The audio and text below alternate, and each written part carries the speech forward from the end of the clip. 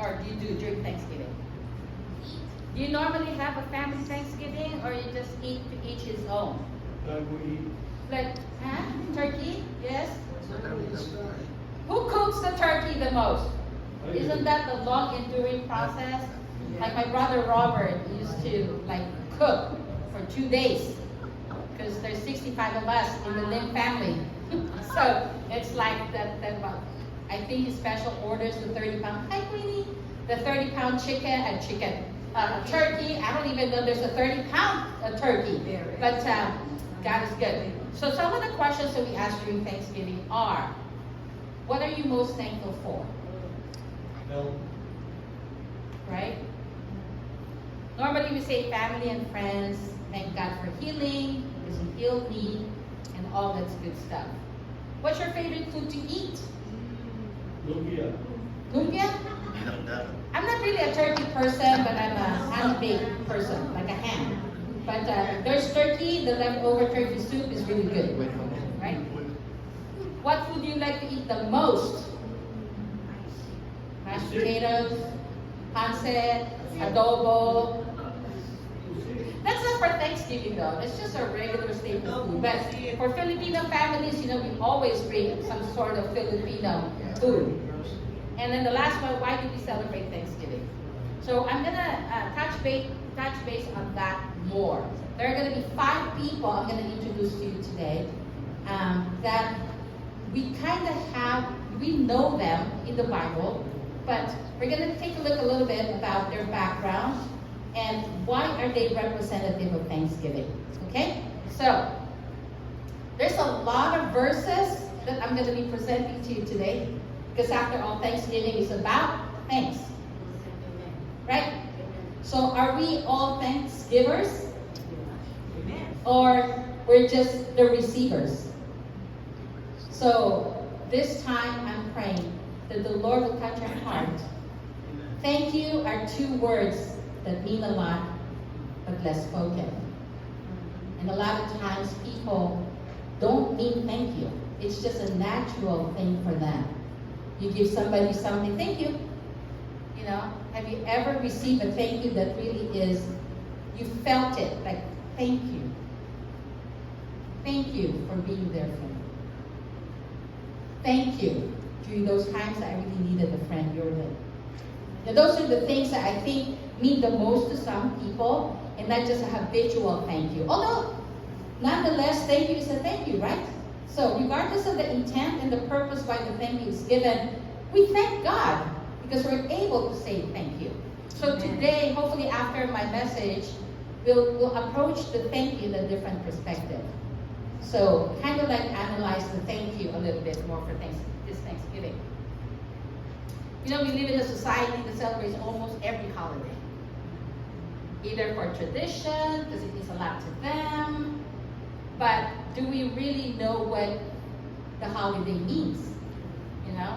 So, it's very rare that God is mentioned in any of these holidays. Very rare. Maybe Christmas, Easter, but Thanksgiving table, do we really thank God for it? Or you just say, I thank God, or I'm thankful for my family. I'm thankful. And that this is all good. But the creator of everything is God. So always remember we have to thank God first. Praise God from whom all blessings flow. Because always remember God gives, but He also takes away. We want the blessings, but we want to keep the blessings, right? We want to have our jobs. We want to keep our jobs. We want to have a steady flow of income.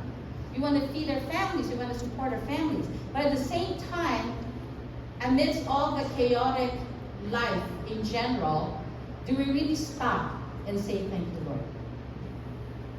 Thank you, God, for waking me up today. I sent a prayer every day to the 4 groups that I have.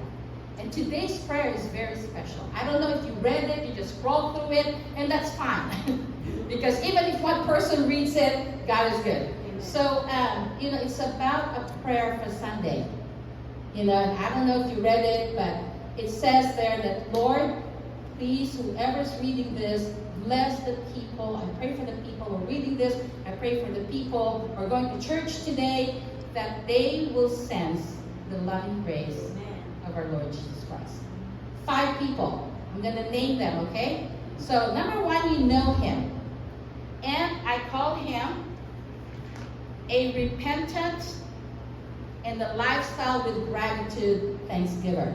You know who this is? King David. Okay? So you all know King David, right? You know by history. So he's the 2nd king of Israel. He was named David because David means a man after God's own heart. He was known for defeating the giant Goliath, right? He was a very talented musician and a poet, okay? And he was also a skilled warrior. When he was selected by God, he was still, very young. So David waited a long time to become the king. So it's not like instantaneous, right? Oh, King David is King David, right? So as King David built a powerful kingdom, he made Jerusalem the political and religious center of Israel. For the most part, he was faithful to God, but what do we remember David for? What's the one sin? Yeah, adultery, right? Covetousness. He desired Bathsheba. Remember? He was walking and he saw Bathsheba was taking a bath or a shower, and he lusted after her to the point that he had someone kill her husband, Uriah the Hittite. So we see here, okay, one sin doesn't define a person, right? We're all sinners, saved by grace. But for some odd reason, this sin was so pronounced in David's life. Because after this and after this happened, the Lord really worked on his life. And he was a changed man. He really repented of his sin. There were consequences, though, to his sin. Always remember, even when God forgives you of your sin, you're not scot-free, are you? You suffer the consequences of your sin. Let's look at Adam and Eve. They probably repented of their sin for eating the fruit from the tree of the knowledge of good and evil. But that doesn't mean God forgave them, but that doesn't mean they went along fine and dandy in the paradise. They were separated from God. And it took Jesus Christ to mend that horizontal relationship and the vertical relationship as well. So we know that that's what Jesus did on the cross.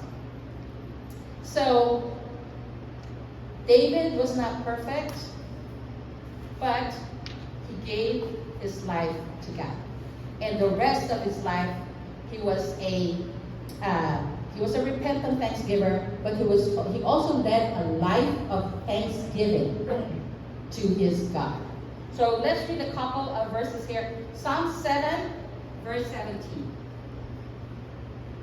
This is Psalmist David. I will give thanks to the Lord because of his righteousness, and will sing praise to the name of the Lord Most High. Almost always when you say, I will give thanks to the Lord, there's a little bit of singing next to it. So a lot of the praise singers, and we're going to talk about that, the third character in my 5-character sermon today, that's what she did. But it's okay not to sing, but you can still use your mouth to praise the Lord. This is what Psalmist David said, I will give thanks to the Lord because of what? His righteousness.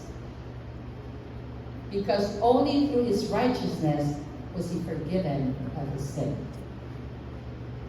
Let it sink in there for a moment. Just this verse alone, David shows us that he has a heart of gratitude and thankfulness to God. Psalm 34:1. He also said this, I will praise or extol the Lord at all times. His praise will always be on my lips. David didn't say, I will extol or praise the Lord when I feel like it, or when my prayers are answered, or when I'm healed, or when I get a job.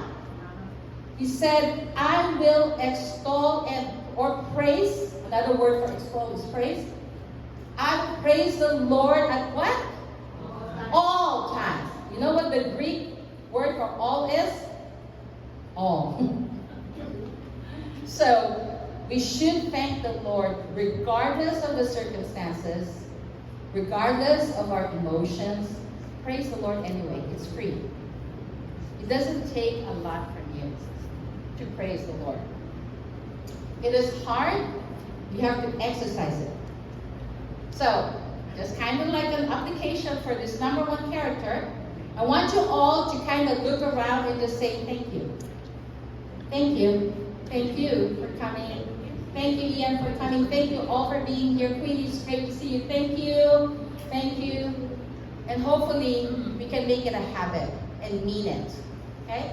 So, King David, the number one character. So, he was a repentant and a lifestyle of change and thanksgiver. May we all be like David. Repentant, ask for forgiveness, God will forgive just because He has mercy. God gives because He's a God of grace. God forgives because He's a God of mercy. Mercy is something we don't deserve. Neither does grace. But God gives both. Amen? Amen. Praise the Lord. Let's say thank you, God. Walang nakikinig. Thank you, God. There you go. Oh, I'm so sorry, Thomas and Valentine. Walang nakikinig means no one is listening. I'm listening. Thank you. Thank you. Salamat po. Kamsahamnida. Sishe. Danka. Merci beaucoup. You know, I mean, I say this all the time. Thank you in so many languages. And it's really, really, really good to say thank you. King David. Number 2. I call this man a habitual and profound thanksgiver. Who do you think this character is? Lion's Den. Daniel. Yes, yes, yes, yes, yes. You know what Daniel means? Daniel means God is my judge. Now, the Babylonians gave him this name to kind of separate him from his Hebrew roots so he can assimilate to the Babylonian culture. And as we know, he has 3 friends, right? This is a Sunday school song. Shadrach, Meshach, and Abednego. And I know in Sunday school we always kind of hear this song.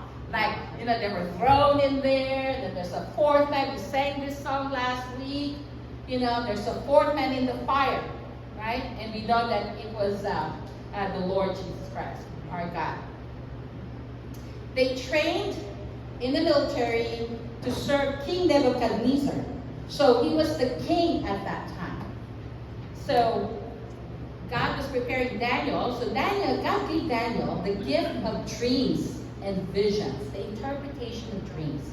And so when King Nebuchadnezzar was like looking for somebody, you know, somebody urged, oh yeah, we know this guy named Daniel.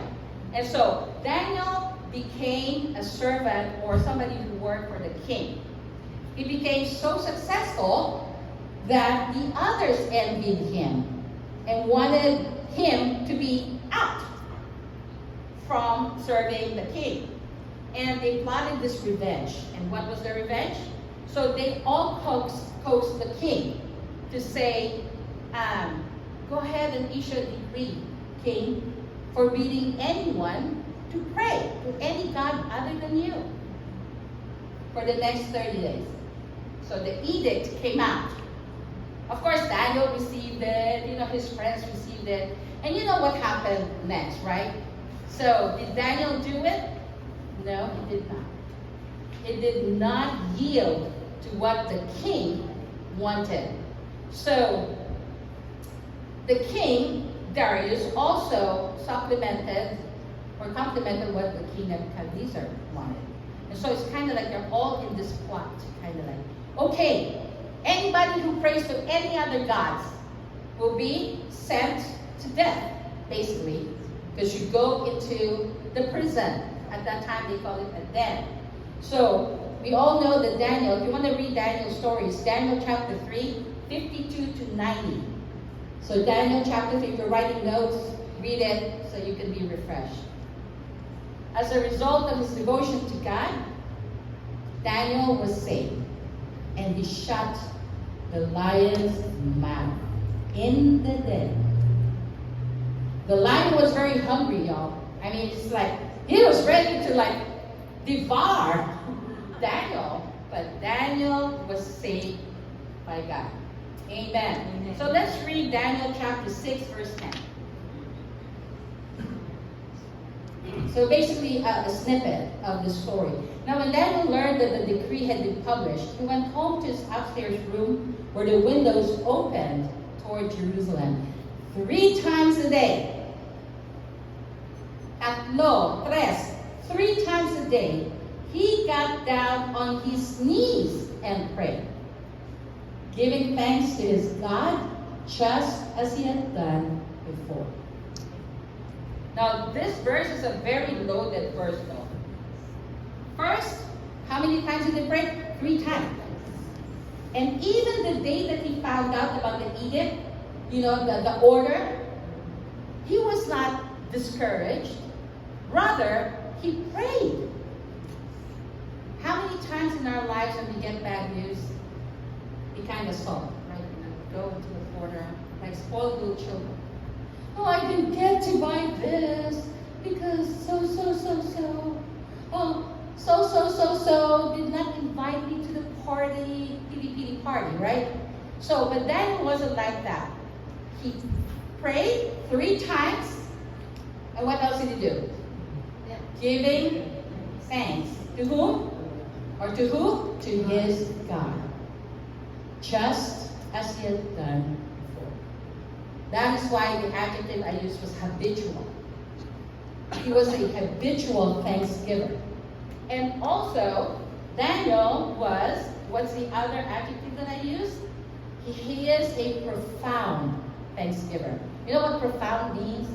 It speaks volumes, right? So even if he was on the verge of death, he still thanked God.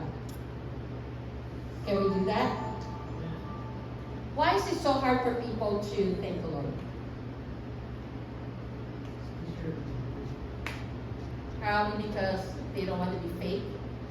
I don't want to be a hypocrite. I'm grieving right now. How can I thank God? I just lost my job. How can I thank God? I just separated from my husband. How can I thank God? A lot of times we blame God for this. We blame God. We ask God, why? Why does it happen to me? I'm a good person. This should be happening to those people who are killing people or robbing stores.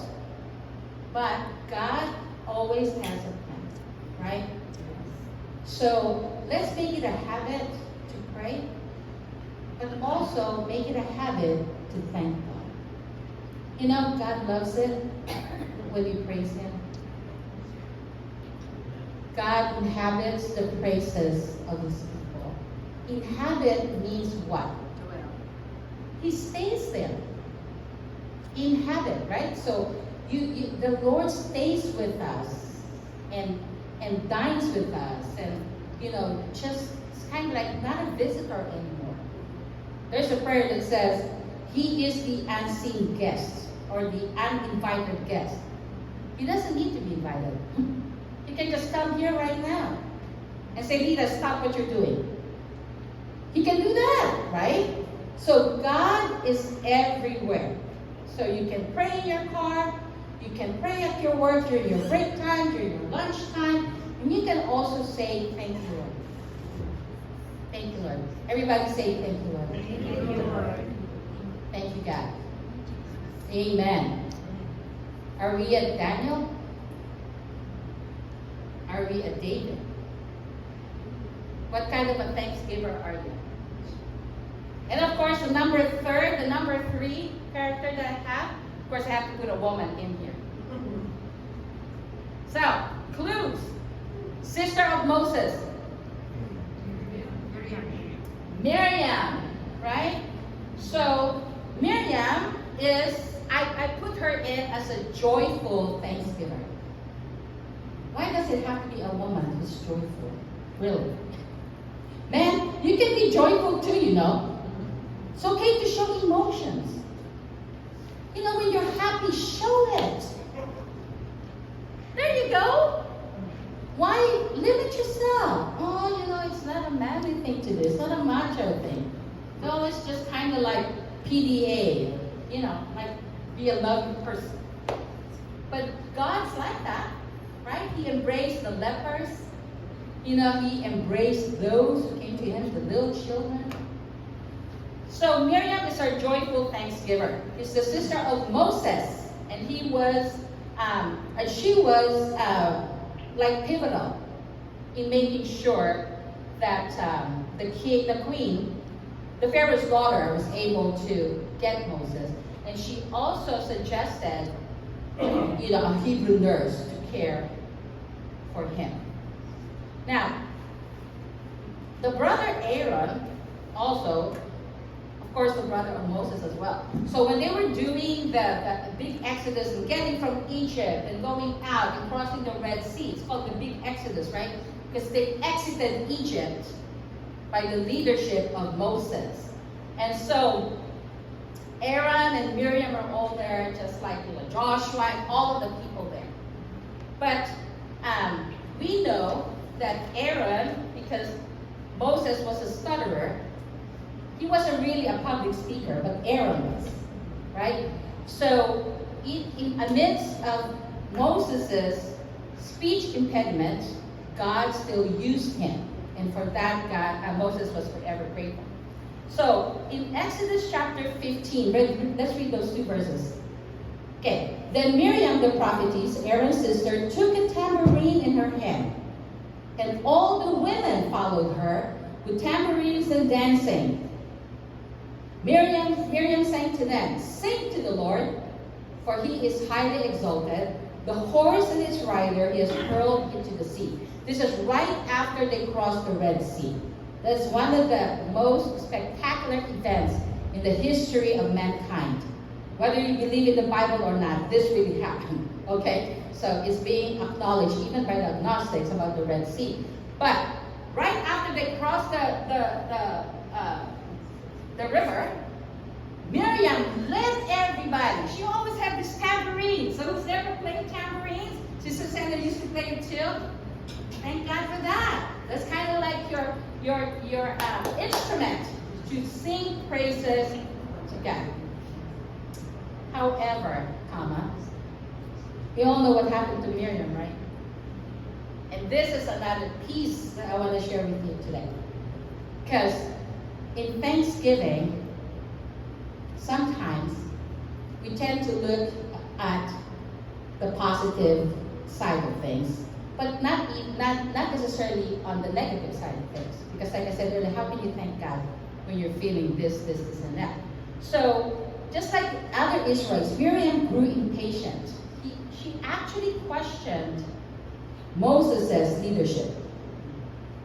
I kind of like equate it to what's happening in the Philippines with Ivy Marcos and Bongbong.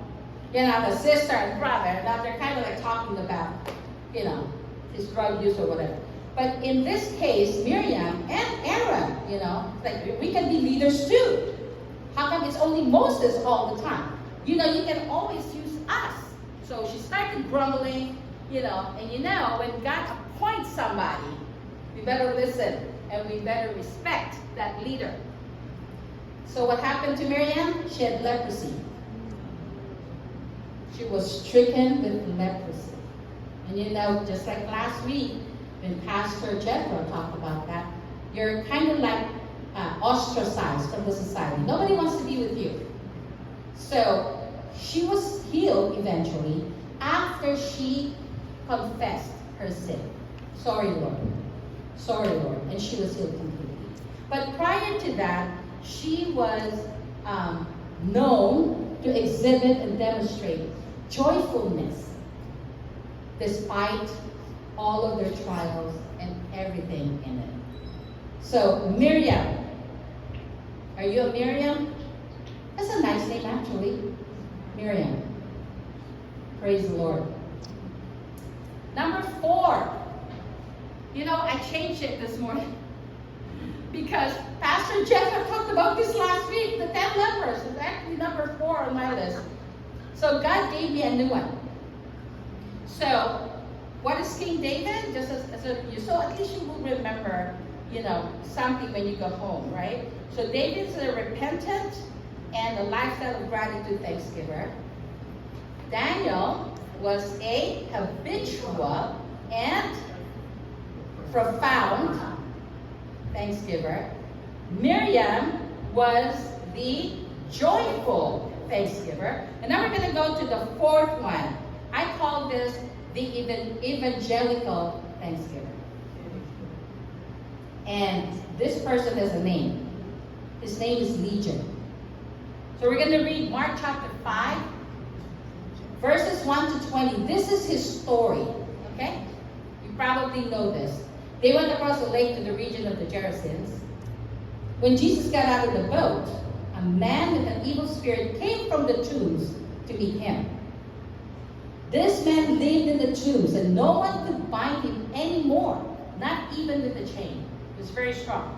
For he had often been chained hand and foot, but he tore the chains apart and broke the irons on his feet.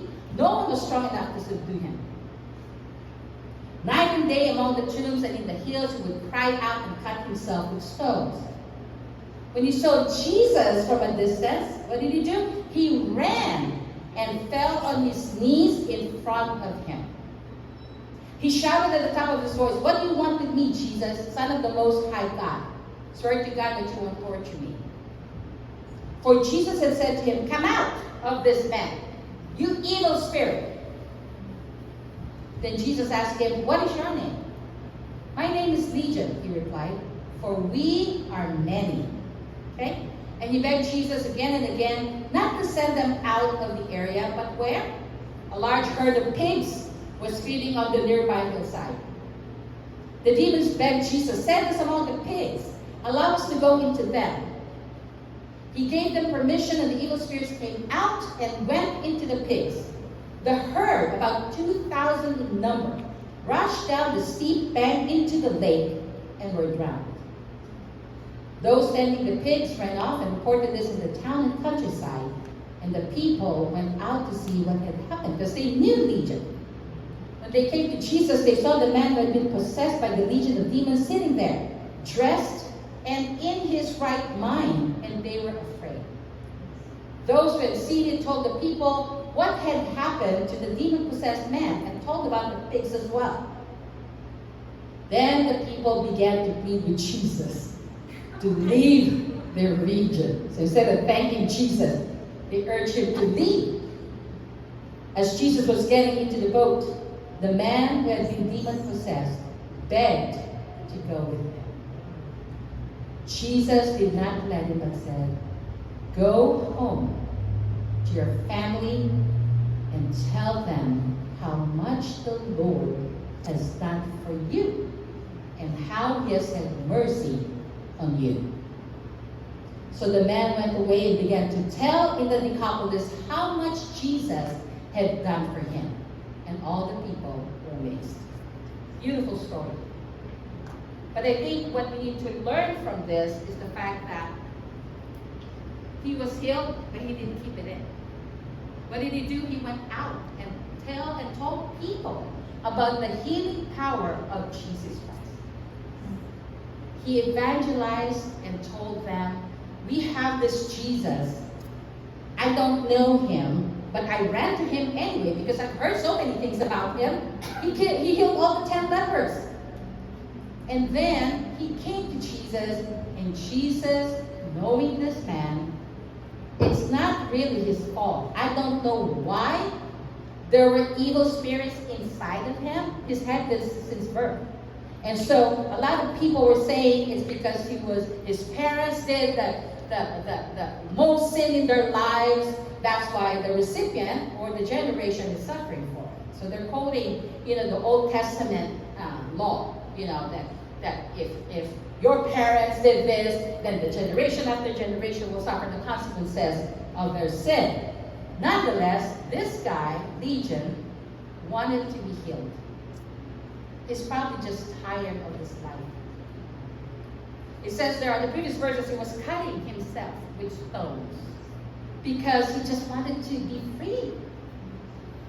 But God used Jesus Christ to deliver the evil spirits out of this man. He was healed and he witnessed. He told people about the saving grace of Jesus Christ. When we were saved and we accepted the Lord Jesus Christ in our hearts, did we get to share Jesus with others? The event yesterday was one of the most rewarding experiences I've had. And I've been going to this church for 40 years. I'm still young, Val. So, we've done outreach ministries. We went to Tijuana for the orphanage. We were doing the discipleship training. But for some reason, yesterday was the most impactful. You know why? Because there's no script. We went out there. We shared the love of Jesus to them. One of them said, I'm Catholic. And I said, it doesn't matter. Because when you die, you and I die, God will not ask you, are you Catholic? Are you Iglesia ni Cristo? Are you Jehovah's Witness? No. God will only ask us two things. Remember? What have you done for me while you're on earth? And what have you done to my people? Those are the only. Love God, love people. Those are the 2 commandments. 10 commandments summarized in 2. So, let us give thanks to God because number 1, we are saved. Number 2, we are saved to serve others. And that's one thing that we kind of lack.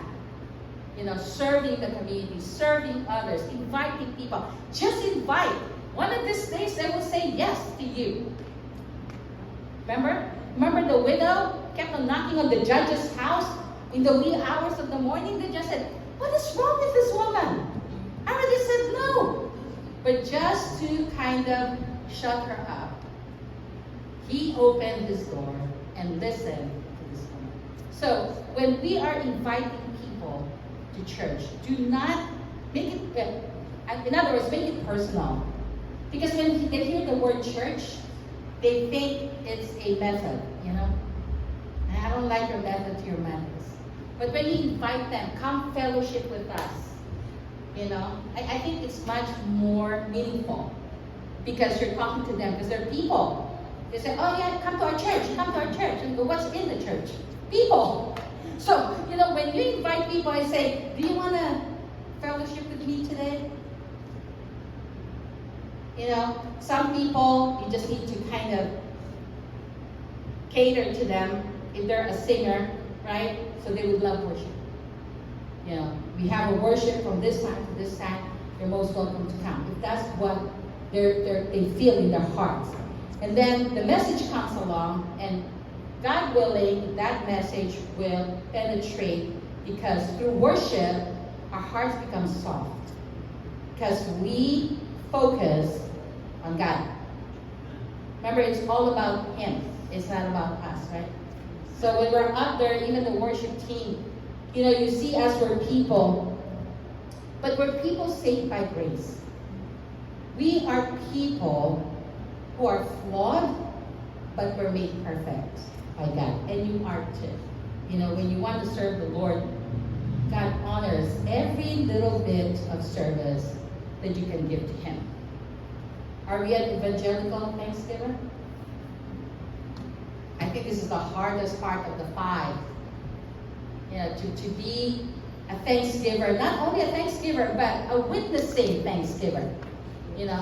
Praise the Lord for healing. God can heal you too. He died on the cross for you. You don't need to say a lot of words. Yesterday when we were talking to people, that's all we said. God loves you. He sent His Son to die for you and me. It's not about religion. It's about having a relationship with God. Amen? And the last one that I have is the best of the 5. Who do you think that is? Who said this right? You have a prize. Praise the Lord. Jesus Christ. And I name him Everyday Thanksgiver. The evangelical Thanksgiver is the hardest. Everyday Thanksgiver is the easiest. Why? Because Jesus made it possible for us. Amen? You don't have to do a lot. There's not a lot of effort in thanking God. Just be you. Just be the authentic you. Just be raw and vulnerable. I cry all the time. People say there's something wrong with me because I cry all the time. But you know what? It's okay. Because God accepts my tears. You know? People just don't cry. I don't know why. But I need to clear my turd up. You know, that's why I cry. You know? It doesn't take me a lot to cry, y'all. You know, but God is so good. And sometimes I cry because of the goodness of God. It's just an overflowing sense of thanksgiving. So Jesus is our everyday thanksgiver. So Jesus is the Son of God, right? So he's the 5th character. And he is the heartbeat of gratitude. Let's say heartbeat. Heartbeat of gratitude. If there's ever someone who you want to emulate or copy Jesus Christ. He spent his years walking this earth with a grateful heart. His actions show him giving thanks to the Father on several occasions. Jesus is basically laying out for us the importance of giving thanks to a good and faithful Father. Let's read some verses. Matthew 11:25.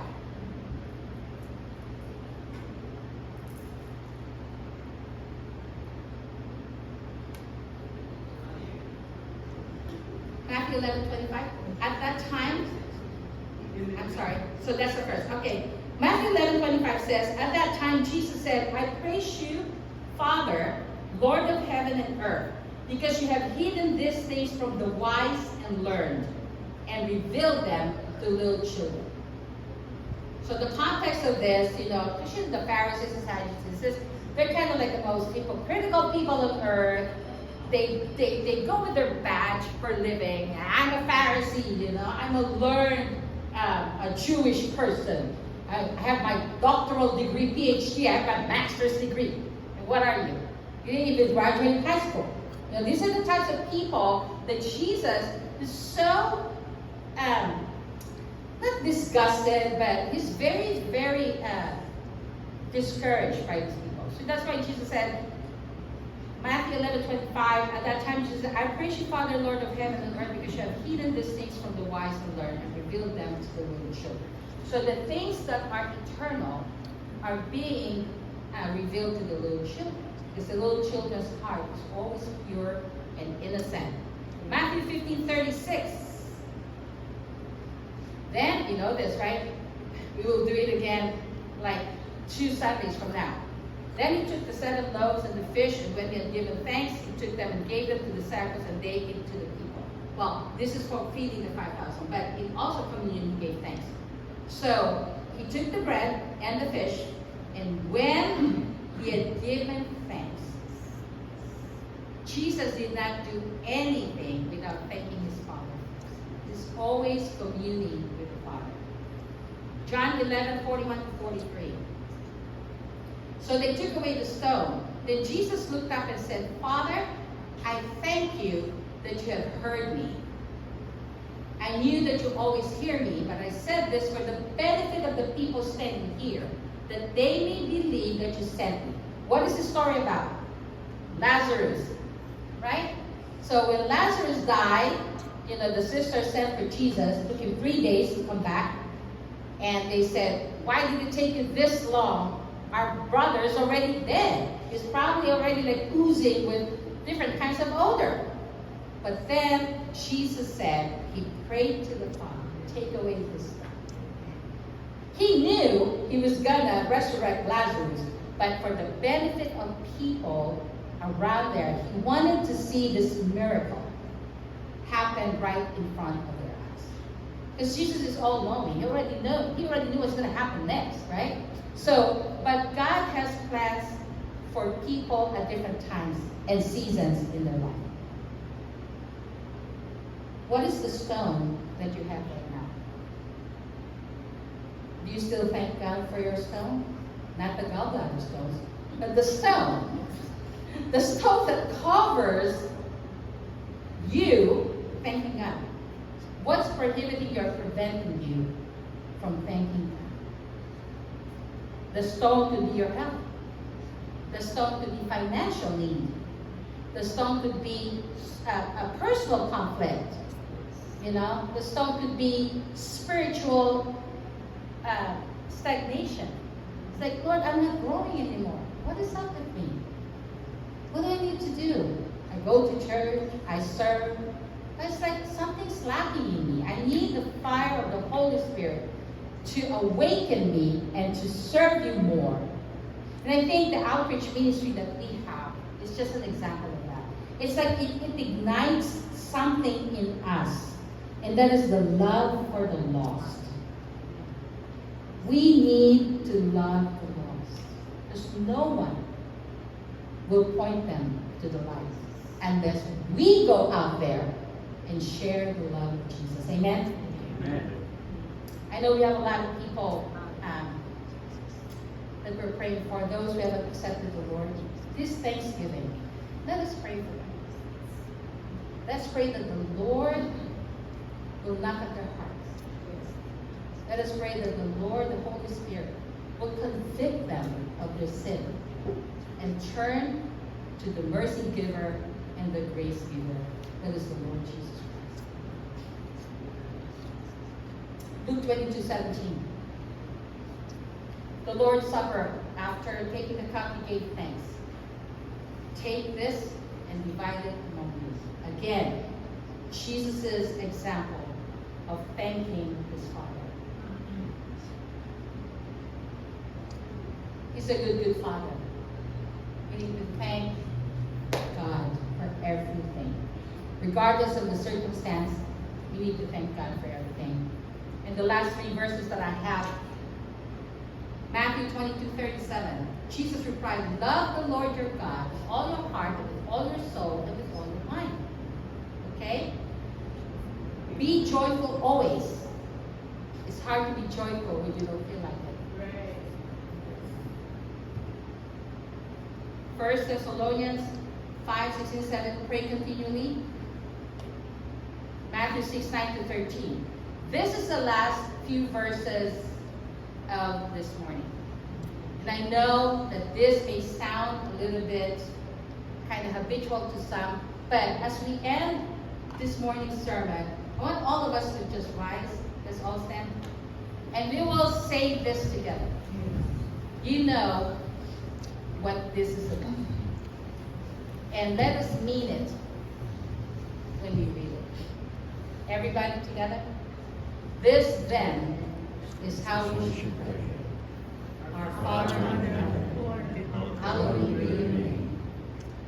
Your kingdom come, your will be done on earth as it is in heaven.